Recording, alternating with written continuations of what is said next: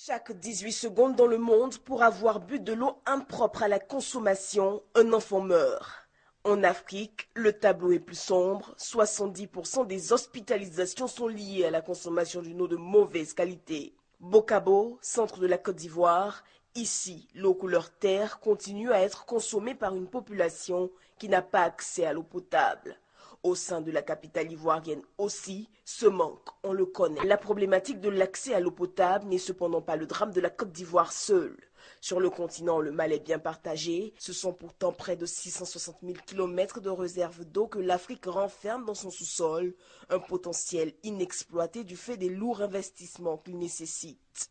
Toutefois, consciente de ce que l'accès à l'eau potable demeure le premier pas vers le développement, la Côte d'Ivoire s'est mise à la tâche. À la faveur du 17e congrès de l'Association africaine de l'eau dans le pays, nous avons rencontré M. Berthe Brahimon, directeur général de l'Office national de l'eau potable. Il y a quand même eu depuis une dizaine d'années un déficit d'investissement.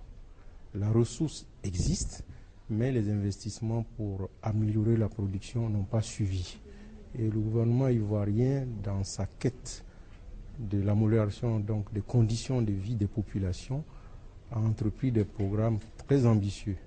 Autour du thème « Mobilisation des ressources et gouvernance dans le secteur de l'eau et de l'assainissement », la rencontre réunit près de 1200 experts et les esquisses de solutions sont nombreuses. Si vous êtes dans un endroit isolé, on peut vous alimenter à travers des systèmes innovants tels que le variateur solaire et ainsi de suite.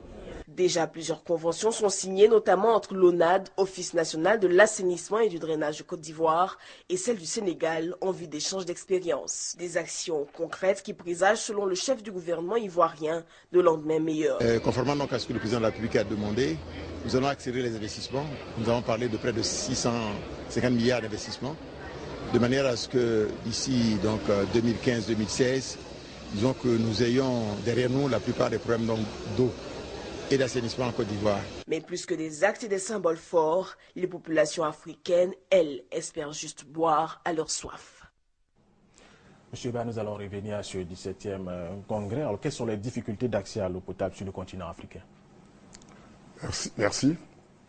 Alors, on estime à l'heure actuelle à 40% le pourcentage de la population africaine qui n'a pas accès à l'eau potable, c'est-à-dire environ 400 millions de personnes. Et on estime à 60% le pourcentage de la population qui n'a pas accès à des services d'assainissement adéquats, c'est-à-dire environ 600 millions de personnes. Cette faiblesse du taux d'accès aux services d'eau potable et d'assainissement adéquats s'explique par plusieurs difficultés. D'abord, il y a des difficultés au niveau des ressources en eau. Ces ressources sont abondantes, mais inégalement réparties sur l'ensemble du continent. Et en plus, leur gestion n'est pas faite de façon rationnelle, de manière à pouvoir les rendre disponibles en quantité et en qualité suffisante pour l'approvisionnement en eau potable des populations. Le deuxième facteur limitant en matière d'assainissement, d'accès aux services d'assainissement et d'eau potable, eh bien, c'est l'insuffisance des financements consacrés aux infrastructures d'eau potable et d'assainissement, notamment qui sont liés aux moyens insuffisants de nos États. L'autre facteur limitant, c'est l'urbanisation galopante en Afrique, notamment avec un taux de croissance de la population urbaine relativement élevé, qui est estimé à 4%. Et donc, dans ces villes, on observe aujourd'hui plus de la moitié de la population qui vit dans des quartiers précaires où il n'y a pas d'infrastructure de base en eau potable et en assainissement. L'autre difficulté réside dans la gouvernance dans les États en matière de gestion des services d'eau potable et d'assainissement. Bien souvent, les cadres institutionnels dans lesquels opèrent les sociétés d'eau et d'assainissement font l'objet de lourdeurs administratives. Les États partenaires de ces sociétés ne tiennent pas toujours à leurs obligations contractuelles, il en résulte donc une baisse de performance de ces sociétés et des difficultés donc d'accès à l'eau potable des populations. Cela m'amène du coup à vous demander, est-ce que les États sont préoccupés par l'accès à l'eau potable des populations? Vous avez parlé tout à l'heure des financements, des zones rurales, des zones urbaines. Oui, je pense que les États sont préoccupés, mais force est de constater que les moyens qu'ils mettent à la disposition des services d'eau potable et d'assainissement sont largement insuffisants face à l'urbanisation galopante et aux besoins d'infrastructures que cette urbanisation entraîne. Et aujourd'hui, on estime que seulement 2% des budgets des États sont consacrés aux investissements en infrastructures d'eau potable et d'assainissement, ce qui, vous convenez avec moi, est largement insuffisant. Alors que pourtant, l'eau potable est une nécessité vitale. Oui, c'est une nécessité vitale. Et je pense que quand on parle de développement humain, il y a d'abord la santé des populations qui doit être considérée comme une priorité. Et un des éléments clés qui permet d'assurer la santé de la population, c'est bien entendu l'accès de cette population à des services d'eau potable et d'assainissement adéquats. Alors, quelle est la situation de la Côte d'Ivoire? Bien, alors, en Côte d'Ivoire, il faut distinguer deux zones. Les zones urbaines, ce sont ces zones que notre société, la SODECI, gère. Aujourd'hui, dans les zones urbaines, on estime le taux d'accès à 75% à peu près, hein, ce qui correspond à une population desservie de l'ordre de 12 millions de personnes. En zone urbaine? En zone urbaine, voilà.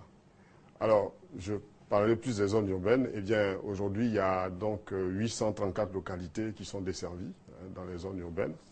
Et ce qu'on a constaté, c'est que du fait de la crise, eh bien, jusqu'en 2010, de nombreuses localités de ces zones urbaines connaissaient des déficits d'eau, notamment dus à un retard d'investissement qui s'est accumulé pendant la crise. Et parmi ces villes, il y a bien entendu Abidjan, mais depuis la sortie de crise, il y a des programmes d'investissement qui sont en cours et qui ont permis de résorber ces déficits d'eau potable dans un certain nombre de villes de l'intérieur de la Côte d'Ivoire. Je citerai par exemple le cas de Korogo, Bouaké, San Pedro, Daloa, notamment. À Abidjan même, eh bien, depuis donc 2010, depuis la sortie de crise, il y a des programmes d'investissement qui sont en cours d'exécution et qui vont permettre, d'ici 2015, de résorber le déficit de 200 000 m3 par jour qu'on constate aujourd'hui sur la ville d'Abidjan et qui crée des difficultés d'approvisionnement en eau potable des populations dans cette ville. Et les zones rurales? Les zones rurales ne sont pas gérées par la SODECI. Elles sont gérées par l'État via l'ONEP et les collectivités territoriales. Aujourd'hui, on estime à peu près à 60% le taux d'accès, n'est-ce pas, à l'eau potable dans les zones rurales.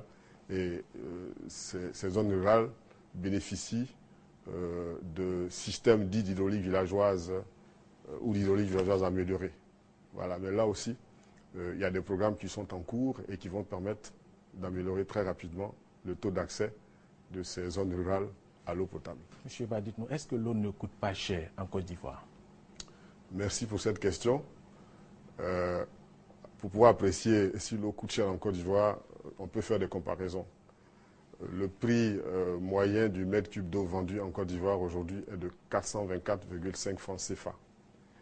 Si on compare ce prix à ce qu'il est dans d'autres pays, eh bien, on s'aperçoit qu'il n'est pas le plus élevé. Au Burkina Faso, le prix moyen de vente du mètre cube d'eau est de 540 francs.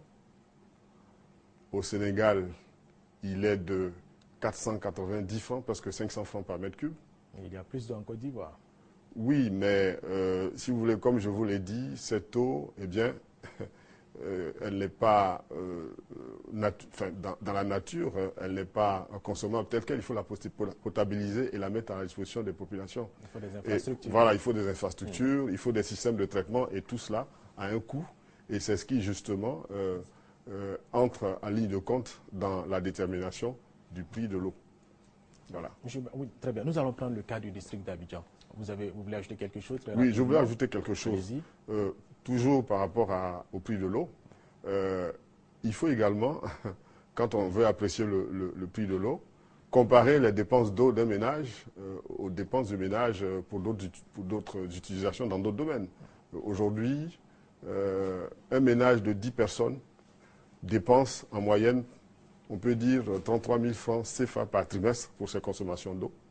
Ça fait en gros 11 000 francs par mois pour 10 personnes, donc 1 100 francs par mois par personne. Eh bien, si vous comparez ces 1 100 francs aux dépenses, n'est-ce pas, que ces ménages, engagent pour d'autres services, vous voyez tout de suite que l'eau potable coûte relativement moins cher, alors qu'il s'agit d'un bien de première nécessité. Alors, tout à l'heure, je disais que nous allons prendre le cas du district d'Abidjan. Alors, on fait dire que si la forêt du Banco disparaît, par exemple, il va être difficile aux populations abidjanaises d'avoir de l'eau potable. Qu'en est-il exactement, vous qui êtes technicien? Voilà, merci. Alors, il faut savoir que la ville d'Abidjan est alimentée en eau à partir d'une nappe souterraine qui a une eau de très bonne qualité. Et cette nappe souterraine est réalimentée par les eaux de pluie qui s'infiltrent, si vous voulez, après avoir, disons, traversé les couches, n'est-ce pas, du bassin versant de cette nappe souterraine. Eh bien, les zones privilégiées d'infiltration de l'eau dans cette nappe, ce sont les zones de forêt, dont notamment la forêt du Banco. Et donc, détruire la forêt du Banco, c'est effectivement, je dirais, créer des problèmes à long terme qui peuvent effectivement menacer l'approvisionnement en eau potable de la ville d'Abidjan. Et il n'y a pas que la forêt du Banco, il y a la forêt du Languedoc. Et d'une façon générale, il y a le gros risque, n'est-ce pas, qui pèse sur cette nappe, c'est l'urbanisation et qui peut effectivement à terme limiter les capacités de production de cette nappe et entraîner des difficultés au niveau de l'approvisionnement en eau potable de la ville d'Abidjan. Donc il faut protéger ces forêts. Vous venez de terminer ici à Abidjan le 17e congrès de l'Association africaine de l'eau. Qu'est-ce qu'il faut retenir à l'issue de ce congrès? Alors, à l'issue de ce congrès, ce qu'on peut retenir, c'est la forte participation, n'est-ce pas, des délégués à ce congrès. On a enregistré plus de 1500 délégués venus de 47 pays d'Afrique et du monde. C'est extrêmement important. Je crois que c'est l'un des congrès qui enregistre une participation aussi importante. Alors, ces 1500, je dirais, délégués ont échangé d'expériences, n'est-ce pas, en ce qui concerne les bonnes pratiques, les savoir-faire en matière d'accès aux services d'eau potable et d'assainissement des populations. Il y a eu également, au niveau de l'exposition, plus de 120 exposants venus de plusieurs pays d'Afrique et du monde. Ces exposants ont présenté les nouvelles évolutions, les évolutions techniques et technologiques en matière d'accès à l'eau potable des populations. Et ce qu'on peut retenir également, c'est la forte implication des autorités gouvernementales à ce congrès.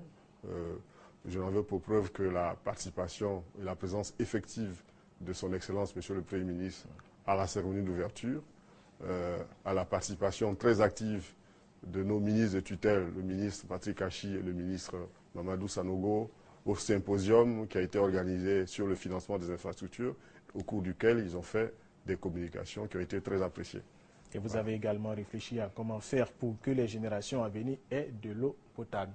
Oui, mais par rapport effectivement à ce qu'on peut retenir du congrès, si vous permettez, je peux revenir là-dessus. Rapidement. Eh bien, il faut savoir que ce congrès aussi était pour nous une manière de démontrer que la Côte d'Ivoire avait donc repris son rôle de leadership en Afrique en ce qui concerne effectivement les services publics d'eau et d'assainissement, et ceci dans le cadre du repositionnement de la Côte d'Ivoire sur l'échiquier international, donc dans le cadre de la relance post-crise.